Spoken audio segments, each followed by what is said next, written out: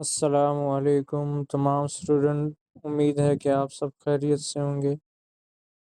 Now we will move towards exercise 1.4, which is the last exercise of chapter number 1, complex number, 11th class, FPISE।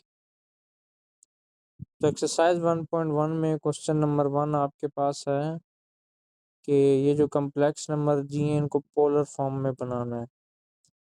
याद रखें कि ये जो आपको complex number दिए गए हैं ये कार्टेशियन फॉर्म में है। कार्टेशियन फॉर्म में जो कोऑर्डिनेट्स इस्तेमाल होते हैं वो एक्स वाई इस्तेमाल होते हैं, जबकि पोलर फॉर्म में जो कोऑर्डिनेट्स होते हैं वो आर और थीटा होते हैं। आर को बोलते हैं मॉडुलस और थीटा को बोलते हैं आर्गुमेंट। तो कम्प्लेक्स नंबर में जो रियल पार्ट होता है उसको एक्स बोलते हैं, जबकि इमेजिनरी पार्ट को वाई बोलते हैं। तो आपके पास क्वेश्चन नंबर 1 है 2 + आयोटा 2 इंटू स्क्वायर रूट 3। अब x इज इक्वल टू 2 होगा, इसमें y आयोटा के साथ जो लिखा है 2 स्क्वायर रूट 3। अब सबसे पहले इसका r निकालना है। तो पोलर फॉर्म के लिए r भी चाहिए होता है और थीटा भी। r कैसे? r होता है मॉडुलस। तो ये जो कम्प्लेक्स नंबर दी है इसका अगर हम मॉड ले लें, इसी को मॉडुलस बोलते हैं, यही r होता है। तो मॉड कैसे लेंगे? x के प्लस वाई के यानी real part plus imaginary part का सम ऑफ स्क्वायर हम ले लेते हैं। तो r इज इक्वल टू आ जाएगा, x की वैल्यू 2 है, 2 का स्क्वायर, y की 2 स्क्वायर रूट 3 उसका स्क्वायर। तो ये आपके पास सॉल्व करेंगे तो ये 4 आंसर आ जाएगा, ये r की वैल्यू। आर्गुमेंट हम जो है x और y का जो है ना साइन भी देखते हैं उसमें। इन दोनों पॉजिटिव हैं तो ये फर्स्ट क्वाड्रेंट है। तो फर्स्ट क्वाड्रेंट में थीटा वही होता है जो हम इन वैल्यूज़ के ज़रिए निकालते हैं। तो theta is equal to tan inverse y over x, और tan इनवर्स y की वैल्यू पुट करेंगे, नीचे x की सॉल्व करेंगे तो पाई ओवर थ्री का मतलब होता है 60 डिग्री। तो ये आपके पास आ गया। क्योंकि फर्स्ट क्वाड्रेंट है, क्योंकि x और y दोनों की वैल्यू पॉजिटिव है, उस केस में ये फर्स्ट क्वाड्रेंट बनता है। तो थीटा यही होगा जो हमने निकाला है। तो इसकी पोलर फॉर्म अब कैसे बनेगी? पोलर फॉर्म में अब ये बोलता हूँ, आप समझिएगा कि ये कैसे बना है। मैं आपको बोलता हूँ, आप अपने पास लिख लीजिएगा। z is equal to r cos theta plus iota sine theta. दोबारा सुन लीजिए, z is equal to r bracket cos theta plus iota sine theta bracket बंद। अब देखें, ये जो मैंने बोला है इसके मुताबिक z is equal to r की वैल्यू 4 आ गया। कॉस थीटा तो कॉस थीटा की जगह पाई/3 प्लस आयोटा साइन थीटा तो साइन पाई/3 आ जाएगा। नेक्स्ट पार्ट नंबर 2 है, वो भी इसी तरह सॉल्व होगा। देखें, आर की वैल्यू उसी तरह निकालनी है, 2 स्क्वायर रूट 3 आ गई।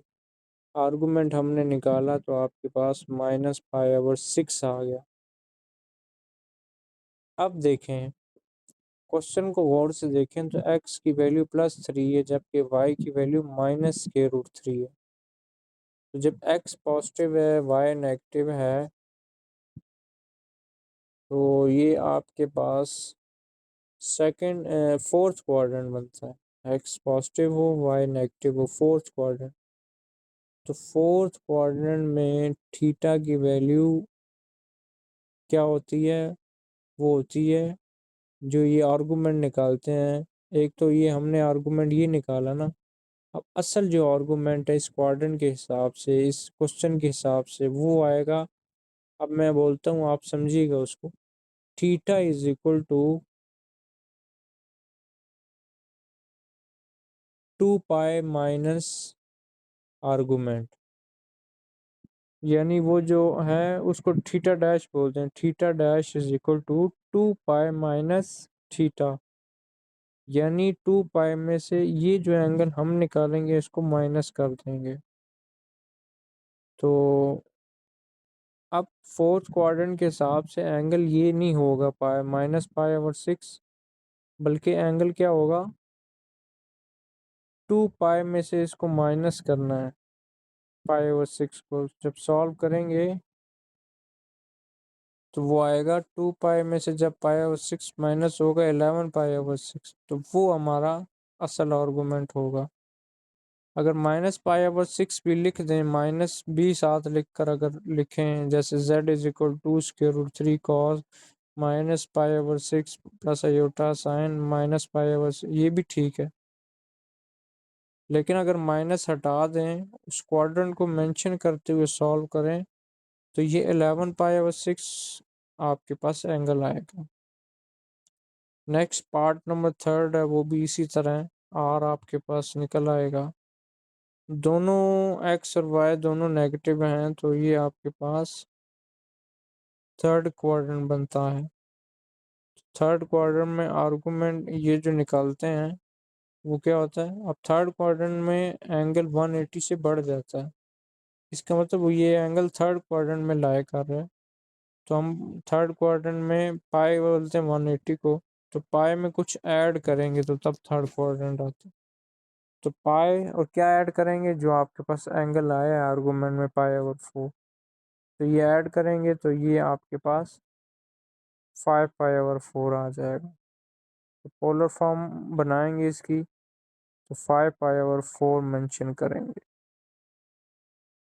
नेक्स्ट पार्ट नंबर 4 है, इसमें आपको दो कम्प्लेक्स नंबर दिए हैं, एक पोलर फॉर्म में दिया हुआ है और एक आपको न्यूमरेटर में कार्टेशियन फॉर्म में दी। तो अब दो जो के कम्प्लेक्स नंबर आ गए हैं, अब मुख्तलिफ नाम दे दें। ऊपर वाला जो कम्प्लेक्स नंबर है न्यूमरेटर में, उसका जो मॉड आएगा, मॉडुलस आएगा, उसको R1 कह देते हैं, वो आपके पास स्क्वायर रूट 2 आ गया।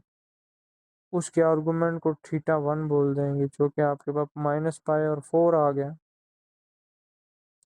तो आयोटा -1 में देखें, x की वैल्यू -1 है, x नेगेटिव है और y पॉजिटिव है। ये सेकंड क्वाड्रेंट बनता है।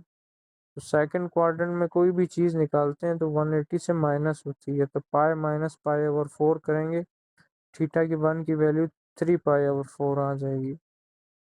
अब डिनोमिनेटर में जो कम्प्लेक्स नंबर है जो कि पोलर फॉर्म में है, उसमें देखें देखें ब्रैकेट अगर डाल दें, जैसे निकालते हैं, तो अगर cos पाई/6 प्लस अयोटा साइन पाई/6 के ब्रैकेट डाल दें, तो बाहर जो देखें, बाहर नंबर कोई भी नहीं आ रहा, तो 1 है, इसका मतलब R2 की वैल्यू 1 है।